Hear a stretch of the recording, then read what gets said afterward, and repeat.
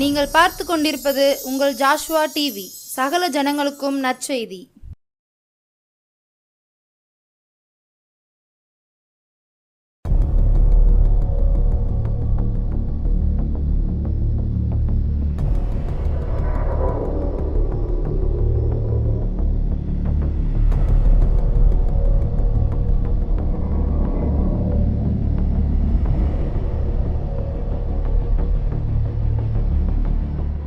Joshua TV நேயர்கள் அனைவருக்கும் வணக்கம், சோதரங்கள். நம்ம ஜெபம் பண்ணுவோமா? இந்த எழுப்புதலை நேர நிகழ்ச்சியின் வாயிலாக உங்களை சந்திப்பதில் மிக்க மகிழ்ச்சி அடைகிறோம். நம்ம ஜெபம் பண்ணுவோம். சோதரன் தகப்பனே, துதிக்கிறோம்ப்பா. துதிகளின் மத்தியில் வாசம் பண்ணுகிறவரை நம்ம துதிக்கிறோம். துயாதி துயவரை துதிக்கிறோம். ஒருவராய் பெரிய அதிசயங்களை செய்கிறேன் சர்வ வல்லமையிலே துதிக்கிறோம் தகப்பனே. இந்த நாளிலும் கூட நம்முடைய வார்த்தையின் வல்லமை வெளிப்படத்தக்கதாய் செபிக்கிறோம் தகப்பனே. அப்பா, நீங்கள் பேசப்படுகிற வார்த்தைகள் பிரயோஜனம் உள்ளதாய் தகப்பனே, அது கனி கொடுக்கிறதாகவும் பலமுள்ளதாக மாற்றப்படட்டும் தகப்பனே. அப்பா, அந்த வார்த்தைகள் வீணும் விருதாவுமாய் சிந்தப்படாதபடிக்கு நல்ல நிலத்தில் விதைக்கப்பட்ட விதையை போல பலன் தருகிறதாய் காணப்படத்தக்கதாய் செபிக்கிறோம். அதை கேட்கிற ஒவ்வொருடைய இருதயத்தில் அது கிரியை செய்யட்டும் தகப்பனே. அப்போ நீங்கள் பேசுங்க, நீங்கள் வெளிப்படுங்க. நம்முடைய பிள்ளைகளோடு கூட நீங்கள் இடைப்படத்தக்கதாய் செபிக்கிறேன். அப்போ ஒவ்வொருத்தரையும் ஆசீர்வதிங்க, பலப்படுத்துங்க. இயேசு கிறிஸ்து நாமத்தில் செபிக்கிறேன் ஜீவனுள்ள நல்ல பிதாவே, ஆமென். இந்த மார்ச் மாதம் மகளிர் தினம் வந்ததுனால நம்ம பெண்களை பற்றி எடுக்கலான்னு சொல்லிட்டு ஒரு 2 பேரை பற்றி எடுத்திருக்கிறோம். இன்றைக்கி நம்ம பார்க்க போகிறது என்னாகமம் 12வது அதிகாரம் 1 வசனம் பாருங்க. எத்தியோப்பிய தேசத்து ஸ்திரீயை மோசே விவாகம் பண்ணியிருந்தபடியால் மிரியாமும் ஆரோனும் அவன் விவாகம் பண்ணின எத்தியோப்பிய தேசத்து ஸ்திரீயை நிமித்தம் அவனுக்கு விரோதமாய் பேசி, கர்த்தர் மோசையை கொண்டு மாத்திரம் பேசினாரோ, எங்களை கொண்டு பேசினதில்லையோ என்றார்கள். கர்த்தர் அதை கேட்டார். மோசையோட சகோதரனும் சகோதரியான மிரியாமும் ஆரோனும் பேசுகிறாங்க.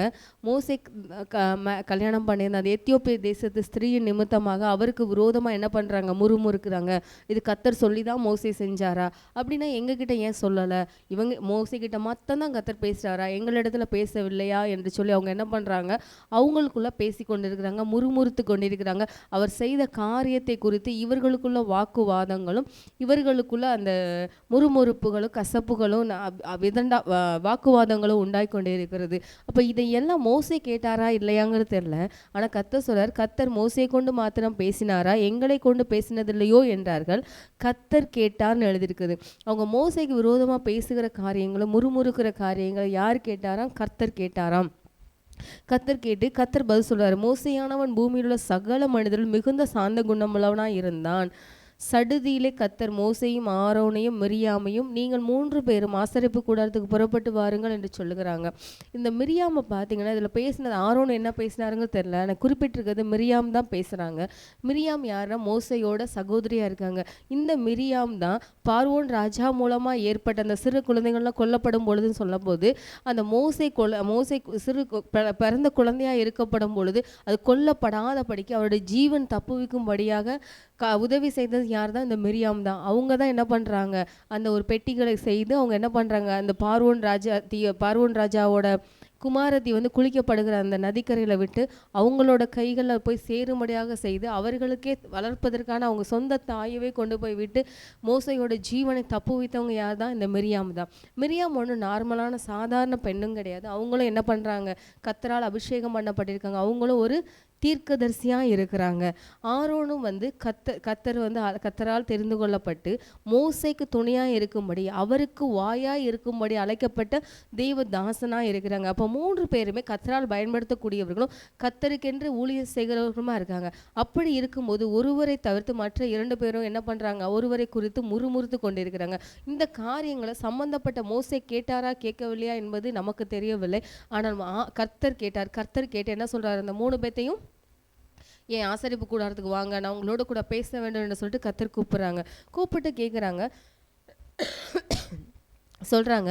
அப்பொழுது அவர், என் வார்த்தைகளை கேளுங்கள். உங்களுக்குள்ளே ஒருவன் தீர்க்கதரிசியாக இருந்தால் கர்த்தராகிய நான் தரிசனத்தில் என்னை அவனுக்கு வெளிப்படுத்தி சொப்பனத்தில் அவனோடு கூட பேசுவேன். என் தாசனாகிய மோசையோ அப்படிப்பட்டவன் அல்ல. என் வீட்டிலெங்கும் அவன் உண்மை உள்ளவன். நான் அவனுடன் மறைபொருளாக அல்ல, முகமுகமாகவும் பிரத்யட்சமாகவும் பேசுவேன். அவன் கர்த்தரின் சாயலை காண்கிறான். இப்படி இருக்க நீங்கள் என் தாசனுக்கு விரோதமாய் உங்களுக்கு பயம் இல்லாமல் போனது என்ன அப்படின்னு கேட்குறாரு. ஒரு காரியத்தை பூமியில செய்யணும்னா அங்க தீர்க்கதரிசி இருந்தா அந்த தீர்க்கதரிசிக்கு எல்லா காரியத்தையும் நான் வெளிப்படுத்தி தானே செய்வேன். அப்படி இருக்கும்போது மோசே வந்து எப்படிப்பட்டவர்னு சொல்லிட்டு ஒரு கர்த்தரே வந்து ஒரு சாட்சி கொடுக்குறாங்க. எப்படின்னா, அவர் மறைபொருளா அல்ல, முகமுகமா என்னோடு கூட பிரத்யட்சமா அவர்கிட்ட நான் பேசுவேன். அவனுக்கு கர்த்தரின் சாயலை காண்கிறான். இப்படி இருக்க என் தாசனுக்கு மோசேக்கு விரோதமாய் உங்களுக்கு பேசுறதுக்கு என்ன பண்றீங்க? துணிகரம் கொண்டது என்ன? பயம் இல்லாம போனது என்ன? அவன் வெறுமனே என்னோட வார்த்தையை மட்டும் கேட்கிறவன்ல, என்னை பிரத்யட்சமா பார்க்குறான், என் மகிமையை உணர்ந்திருக்கான், என்னோடு கூட எப்போதுமே என்ன பண்ணி கொண்டிருக்கான், இடைப்பட்டு கொண்டிருக்கான், நான் அவனோட முகமுகமா பேசுறேனே, அவனுக்கு நல்லா எல்லா ரகசியங்களையும் நான் தெரிவிக்கிறேனே.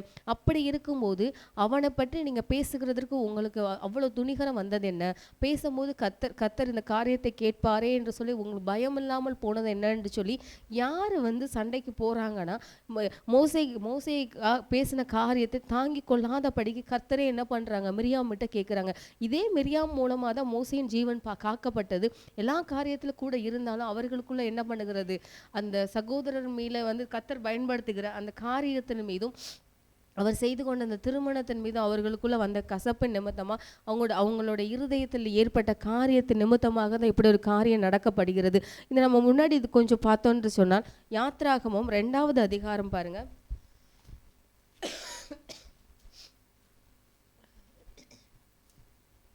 யாத்ராகமம் 2ஆம் அதிகாரத்தில் பார்த்தீங்கன்னா, மோசே வந்து எகிப்தை விட்டு அவங்க புறப்பட்டு போகிறாங்க. போய் ஒரு இடத்துல வந்து அமர்ந்திருக்கிறாங்க. அங்கே இருக்கப்படும் போது அப்போ மீதியான் தேசத்து 16 பாருங்க. மீதியான் தேசத்து ஆசாரியனுக்கு 7 குமாரத்திகள் இருந்தார்கள். அவர்கள் தங்கள் தகப்பனுடைய ஆடுகளுக்கு தண்ணீர் காட்டும்படி அங்கே வந்து தண்ணீர் மொண்டு தொட்டிகளை நிரப்பினார்கள். அப்பொழுது மேய்ப்பர்கள் வந்து அவர்களை துரத்தினார்கள். மோசே எழுந்திருந்து அவர்களுக்கு துணை நின்று அவர்களுக்கு ஒரு ஆடுகளுக்கு தண்ணீர் காட்டினான். இவங்க பார்வோனுக்கு பயந்து என்ன பண்றாரு, மோசேயானவர் அங்கிருந்து தப்பி ஓடி வந்து 15 பார்த்தீங்கன்னா தெரியும். பார்வோன் அந்த காரியத்தை கேள்விப்பட்ட போது மோசேயை கொலை செய்ய வகை தேடினான். மோசே பார்வோன் இடத்திலிருந்து தப்பி ஓடி மீதியான் தேசத்தில் போய் தங்கி அங்கு ஒரு தூரவண்டியிலே உட்கார்ந்து இருக்கிறாங்க. இவர் பார்வோன்கிட்ட இருந்து தன்னுடைய ஜீவன் தப்பித்து கொள்ளும்படியாக தான் மோசே அந்த அரண்மனையில இருந்து என்ன ஓடி வருகிறார். ஓடி வந்து அந்த துறவண்டியில் உட்கார்ந்திருக்கப்படும் போது யாரு, அந்த மிரியாமோ அவங்களோட சகோதரிகள் எல்லாரும் சொல்லிட்டு ஆடுகளை மேய்த்து அவங்க தண்ணீர் காட்டுறதுக்கு வர்றாங்க.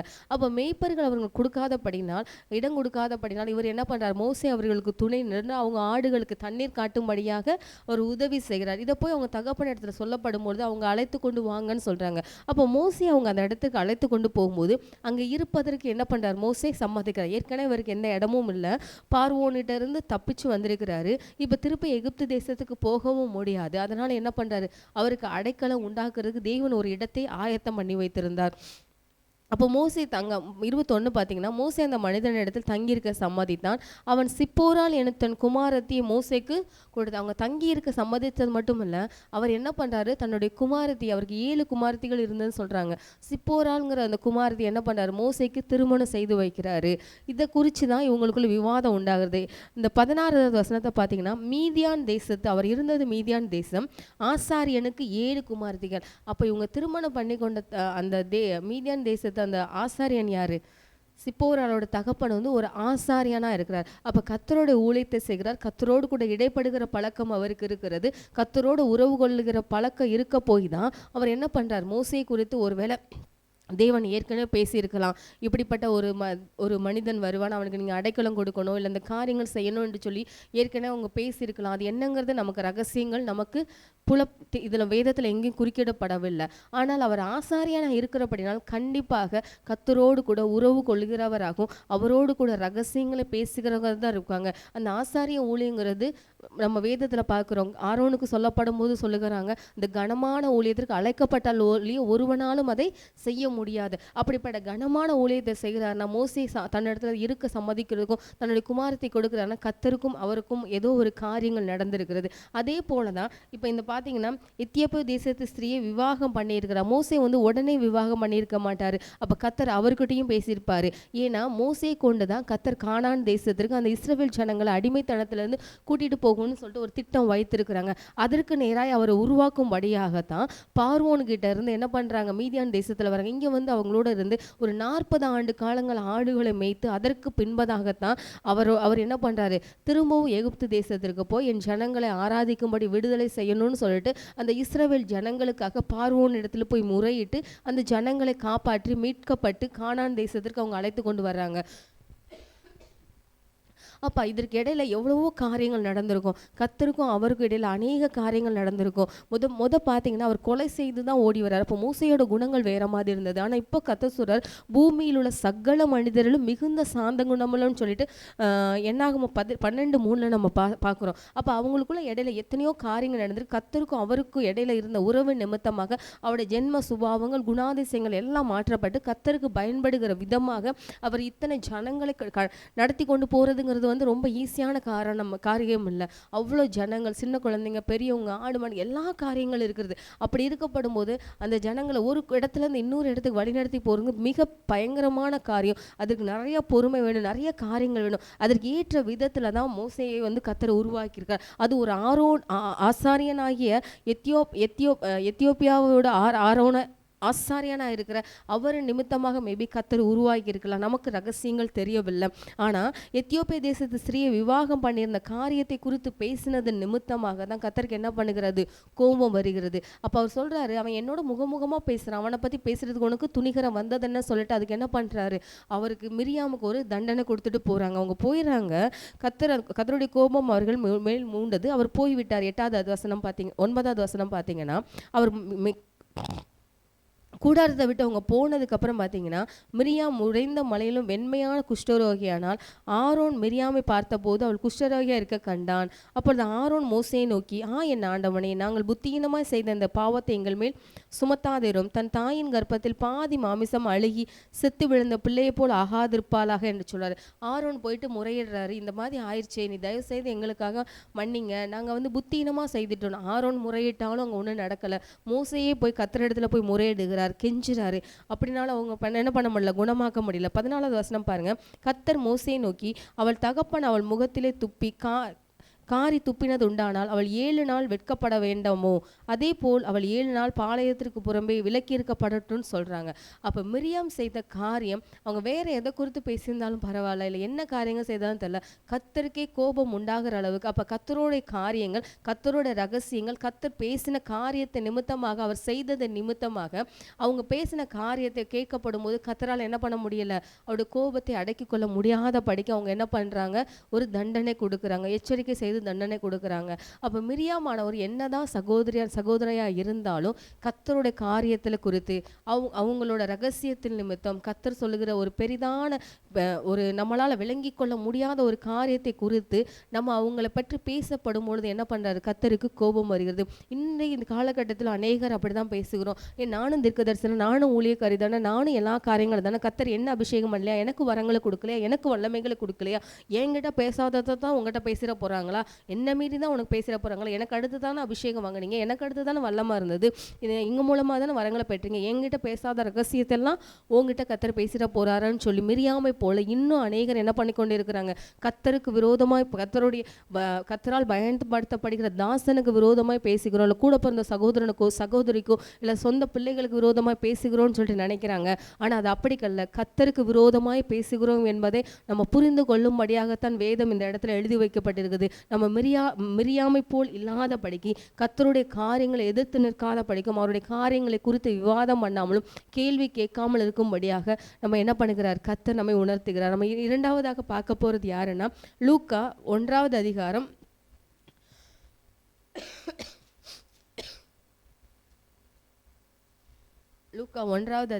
28வது வசனம் 27:8 பார்ப்போம். தாவீதின் வம்சத்தானா யோசேப்பு என்கிற நாமமுள்ள புருஷனுக்கு நியமிக்கப்பட்டிருந்த ஒரு கன்னிகையின் இடத்தில் தேவனால் அனுப்பப்பட்டான். அந்த கன்னிகையின் பேர் மரியாள். மரியாள் பார்த்து நமக்கு இது எல்லாருக்குமே வந்து நமக்கு அடிக்கடி தெரிஞ்ச காரியம். நம்ம கிறிஸ்மஸில் ரொம்ப நம்ம தியானம் பண்ணின காரியம். அதனால் ரொம்ப வசனங்கள் வாசிக்காமல் பார்ப்போம்னு சொன்னால் மரியாள் வந்து தேவனால் என்ன பண்ணுறாங்க, தெரிந்து கொள்ளப்படுறாங்க. அவங்களுக்கும் யோசேப்புக்கும் என்ன பண்ணுகிறது, திருமணம் நிச்சயிக்கப்பட்டிருக்கிறது. அந்த நேரத்தில் அவள் இருந்த வீட்டில் தேவதூதன் பிரவேசித்து, கிருபை பெற்றவளை வாழ்க, கர்த்தர் உன்னுடனே இருக்கிறார், ஸ்திரீகளுக்குள்ளே நீ ஆசீர்வதிக்கப்பட்டவன் சொல்லிட்டு ஆசீர்வாதமான வார்த்தைகளை சொல்லிவிட்டு சொல்கிறாங்க. அவளோ அவளை கண்டு அவனை கண்டு அவன் வார்த்தையினால் கலங்கி இந்த வாழ்த்துதல் எப்படிப்பட்டதோ என்று சிந்தித்து கொண்டிருந்தாள். தேவதூதன் அவளை நோக்கி, மரியாளே, பயப்படாதே, நீ தேவனிடத்தில் கிருபை பெற்றாள்.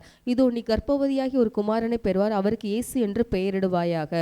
அவர் பெரியவராய் இருப்பார், உன்னதமான குமாரன் எனப்படும். கர்த்தருடைய தேவன் அவருடைய பிதாவாகிய தாவீது சிங்காசனத்தை அவருக்கு கொடுப்பார், அவருக்கு ராஜ்யத்தை கொடுப்பார் என்று சொல்லிட்டு அவர் அந்த இயேசுவானவரை பற்றி நிறைய காரியங்கள் என்ன பண்ணுறாங்க, தேவதூதன் சொல்கிறாங்க. ஒரு கன்னிகைக்கு யோசேப்பு விவாகம் பண்ணியிருக்கிறாங்க, இன்னும் திருமணம் கூட ஆகலை. இப்படிப்பட்ட சூழ்நிலையில் வந்து கர்த்தரால் நீ தெரிந்து கொள்ளப்பட்டவன்னு சொல்லிட்டு ஆசீர்வாதத்தை சொல்லி அதே நேரத்தில் ஒரு காரியத்தை சொல்கிறாங்க. யாராலும் ஏற்றுக்கொள்ள முடியாத, கிரகித்து கொள்ள கூட முடியாத, சகித்து கொள்ள முடியாத, இது என்ன என்று யோசிப்பதற்கு கூட நேரம் கொடுக்க முடியாதபடிக்கு ஒரு காரியங்களை சொல்கிறாங்க. என்ன பண்ணுறாங்க, நீ கர்ப்பவதியாகி ஒரு குமாரனை பெறுவாய், அவருக்கு இயேசு என்று பெயர். இதை சொன்னால் மட்டும் போதாதுல, அதுக்கடுத்து அவங்க சொல்கிறாங்க, இயேசுவானவர் பற்றி அவர் எப்படிப்பட்டவர், அவருடைய குணாதிசயங்கள் என்ன, அவர் எப்படிப்பட்ட காரியங்களை செய்யக்கூடியவர்னு சொல்கிறாங்க. அப்போ மரியாளோட இருதயம் எப்படி கலங்கி இருக்கும், இந்த காரியத்தை ஏற்றுக்கொள்ள முடிஞ்சிருக்காது. அவங்க அந்த நேரத்தில் என்னெல்லாம் அவங்களோட சிந்தனைகள் இருந்திருக்கும். நம்ம இப்போ இருக்கிற காலத்தில் இந்த மாதிரி ஒரு காரியங்கள் சொல்லப்பட்டாலே நம்மளால் ஏற்றுக்கொள்ள முடியாது. உலகம் என்ன சொல்லும், மற்றவங்க என்ன சொல்லுவாங்க, யார் என்ன சொல்கிறாங்க, வெளி உலகத்தை கூட நம்ம யோசித்து விடலாம். ஆனால் சொந்த குடும்பத்தில் ஏற்றுக்கொள்வாங்களா, தாய் தகப்பன் ஏற்றுக்கொள்வாங்களா, இப்படிப்பட்ட ஒரு சூழ்நிலைகளை நம்ம கடந்து போக முடியுமான்னு சொல்லி நமக்குள்ள என்ன வரும், 1000 கேள்விகள் வரும், 1000 குழப்பங்கள் வரும். கர்த்தரிடத்தில் அநேக கேள்விகளை கேட்கணும் போல தோணும். ஆனா அந்த காலத்துல அவங்க பெண்களுக்கு அதிகமாக என்ன பண்ண கிடையாது, உரிமை கிடையாது, மதிப்பு கிடையாது. அவங்க என்ன தவறுகள் செய்தாலும் கல்லிருந்து கொல்லப்படுகிற சூழ்நிலை, நிறைய தண்டனைகள், மிகவும் கொடூரமான காலங்களில் வாழ்ந்து கொண்டிருந்தாங்க. அந்த நாட்கள் இப்படிப்பட்ட வார்த்தை வருகிறது. அப்போ மரியாள் சொல்றாங்க, அதற்கு 34வது வசனம் பாருங்க. அதற்கு மரியாள் தேவதூதன் நோக்கி, இது எப்படி ஆகும், புருஷனை அறியேனே என்றாள். தேவதூதன் அவளுக்கு பிரதியுத்தரமாக, பரிசுத்தாவி உன்மேல் வரும், உன்னதமானவருடைய பலன் உன்மேல் நிழலிடும், ஆதலால் உன்னிடத்தில் பிறக்கும் பரிசுத்தம் உள்ளது, தேவனுடைய குமாரன் எனப்படும் அப்படி சொல்லிட்டு சொல்றாங்க. இதுதான் அவங்க சொல்றாங்க, நாங்க தான் மேரேஜுக்கு ஃபிக்ஸ் ஆயிருக்கு, பட் இன்னும் மேரேஜ் ஆகி எப்படி நடக்கும்னு சொல்லும் போது தான் பரிசுத்தாவியான ஒரு இடத்துல வருவார், அவர் மூலமா உனக்கு என்ன பண்ணும், இந்த கரு உருவாகும், நீ கர்ப்பந்தரிப்பான்னு சொல்லிட்டு சொல்லப்படுகிறது. இந்த காரியங்களை கேட்டபோது அவங்களோட இருதயம் பலவிதமாக குழம்பி இருக்கும், நிறைய காரியங்கள் செய்திருக்கும். இதுல என்னன்னு பார்த்தீங்கன்னா, அந்த பழைய ஏற்பாடுக்கும் புதிய ஏற்பாடுக்கும் இடையில கர்த்தர் யார் கூட இடைப்படாதபடிக்கு ஒரு 400 வருஷம் வெறுமையா இருந்த காலங்கள் என்று சொல்லப்படுகிறது. ஆனாலும் அந்த 400 வருஷத்துக்கு முன்னாடி கர்த்தர் செய்த காரியங்களை இவங்க என்ன பண்ணியிருப்பாங்க, அறிந்திருப்பாங்க. பிதா யாருன்னு அறிந்திருப்பாங்க, அவர் எப்படிப்பட்டவர் என்பதை தெரிந்திருப்பாங்க. அந்த காலங்கள் எழுதி வைக்கப்பட்ட காலங்கள் படியோ இல்லை ஏதோ ஒரு காரியங்கள் மூலமாக அறிந்திருக்கலாம். ஏன்னா நம்ம இதில் நம்ம பார்த்தோன்னு சொன்னால், அண்ணால்னு ஒருத்தங்க என்ன பண்ணுவாங்க, இடைவிடாமல் தேவனுடைய ஆலயத்திலிருந்து வரப்போகிற குமாரனுக்காக, கிறிஸ்துவுக்காக அவங்க வேண்டுதல் செய்து கொண்டிருந்தாங்கன்னு சொல்லுவாங்க. அதே இதில் சிமியோன்னு ஒருத்தரும் வரப்போகிற மேசியாக்காக காத்திருந்தான்னு சொன்னாங்க. அப்போ இதெல்லாம் அவங்களுக்கு எப்படி தெரிந்தது? அப்போ இதற்கு முன்னாடி சொல்லப்பட்ட தீர்க்கதரிசிகள் மூலமாக, பழைய ஏற்பாட்டு காலத்தில் வாழ்ந்த தீர்க்கதரிசிகள் மூலமாக சொல்லப்பட்ட காரியங்களை அவங்க என்ன பண்ணியிருக்கலாம், அறிந்திருந்திருக்கலாம். இல்லை அதை கொண்டு காரியங்களை யோசித்து கொண்டு இருந்திருக்கலாம். இவங்களுக்கெல்லாம் கர்த்தருடைய வருகை பற்றியும் கர்த்தருடைய பிறப்பின் ரகசியத்தை பற்றி அவங்களுக்கு ஏற்கனவே தெரிந்திருக்கிறதுனால இப்போ தேவதூதன் மூலமாக சொல்லப்பட்ட காரியங்களை என்ன பண்ணாங்க, மரியாள் உணர்ந்து கொண்டு கர்த்தருடைய சித்தத்துக்கு என்ன பண்ணுறாங்க, ஒப்பு கொடுக்குறாங்க. அவங்க ஒப்பு கொடுக்கப்பட்டது நிமித்தமாக தான் இந்த உலகத்தின் ஒட்டுமொத்த பாவத்தை சுமந்து தீர்க்கக்கூடிய இரட்சகராக இயேசுவை அவங்க என்ன பண்ணுறாங்க, பிறப்பதற்கு அவங்கள தெரிந்தெடுத்ததன் மூலமாக தான் இயேசுவானவர் இந்த பூமிக்கு வந்தார். பூமிக்கு வந்து அவருடைய பிதாவினுடைய நோக்கத்தையும் திட்டத்தையும் செயல்களை எல்லாவற்றையும் செய்து முடித்து சிலுவையில் எல்லா பாடுகளையும் பட்டு நமக்காக என்ன பண்ணாரு, நமக்காக நம்மளுடைய பாவங்களுக்காக, குற்றங்களுக்காக, ரோகங்களுக்காக, பரம்பரை சாபங்களுக்காக, வியாதிகளுக்காக, நம்மளுடைய நிர்விசாரங்களுக்காக, எல்லாவற்றுக்காக என்ன பண்ணாரு, அந்த சிலுவை மரத்தில் தொங்கி நமக்கு பெரிதான மீட்பையும் பெரிதான ரட்சிப்பையும் நமக்கு ஏற்படுத்தி கொடுத்தாங்க.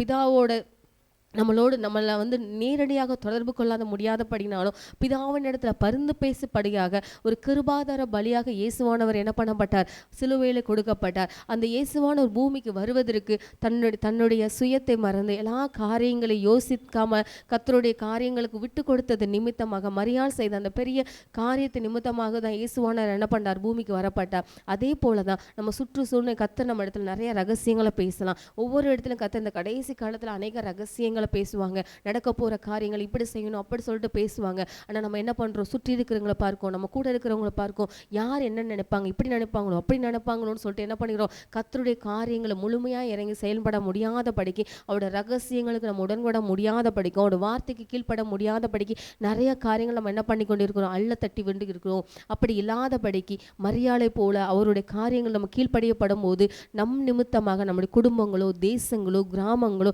ஏதோ ஒரு காரியங்கள் ஆசீர்வதிக்கப்படும்படியாக தான் கர்த்தர் உங்களை என்னை தெரிந்தெடுத்திருக்கிறார்னா அதற்கு நேராக நம்முடைய இருதயத்தை ஒருமுகப்படுத்தி கர்த்தரிடத்துல கீழ்ப்படிய நம்ம கற்றுக்கொள்வோம். நம்ம பார்த்த மிரியாமை போல் இராதபடிக்கும் மரியாதை போல கர்த்தருடைய சித்தத்திற்கு தன்னை ஒப்பு கொடுக்கிறவர்களாக நம்ம செயல்படுவோம். நம்ம ஜெபம் பண்ணுவோமா? சோதரிகிற தகப்பனே துதிக்கிறோம்ப்பா, துதிகளின் மத்தியில வாசம் பண்ணுகிறவரே நன்றியோடு துதிக்கிற சோதரிகிற தகப்பனே. அப்பா இந்த நாள்ல கூட தகப்பன் நாங்கள் மிரியாமை குறித்தும் மரியாதை குறித்தும் அப்பா நாங்கள் கண்டிருக்கிறோம் தகப்பனே. நீர் எங்களோடு கூட பேசியிருக்கிறீங்க தகப்பனே. அப்போ நாங்கள் எந்த சூழ்நிலையிலும் தகப்பனே மிரியாமை போல உம்முடைய வார்த்தைகளுக்கோ உம்முடைய செயல்களுக்கோ உம்முடைய காரியங்களுக்கோ நாங்கள் எதிர்த்து நிற்காதபடிக்கு அதை குறித்து காரியங்களில் நாங்கள் விவாதம் செய்து அப்பா தெய்வ தாசர்களையோ இல்லை யாரையும் தகப்பனே நீங்கள் யார் இடத்துல பேசிக்கிறீங்களோ அவங்களை நாங்கள் குற்றப்படுத்தாதபடிக்கு தகப்பனே உம்முடைய வார்த்தைக்கு கீழ்ப்படியக்கு தக்கதான மரியாதை போல இருக்கு எங்களுக்கு கிருபை கொடுங்க தகப்பனே. அப்போ எங்கள் நிமித்தமாக அநேக ஜனங்கள் ரட்சிக்கப்படுவதற்கும் அநேக ஆத்துமா மனம் திரும்புவதற்கு கிருபை கொடுக்கறத்தக்கதாய் அப்படிப்பட்ட கீழ்ப்படுதலுள்ள இருதயத்தை கொடுங்க தகப்பனே. அப்பா நீங்க எங்களோடு பேசின காரியங்களுக்காய் நன்றி தகப்பனே. அப்பா அந்த வார்த்தையானது பலன் கொடுக்கிறதாய் கிரியை செய்ய வேண்டுமா ஜெபிக்கிறோம். ஆசீர்வதிங்க, பலப்படுத்துங்க. இயேசு கிறிஸ்து நாமத்துல ஜெபிக்கிறேன் ஜீவனுள்ள நல்ல பிதாவே, ஆமென்.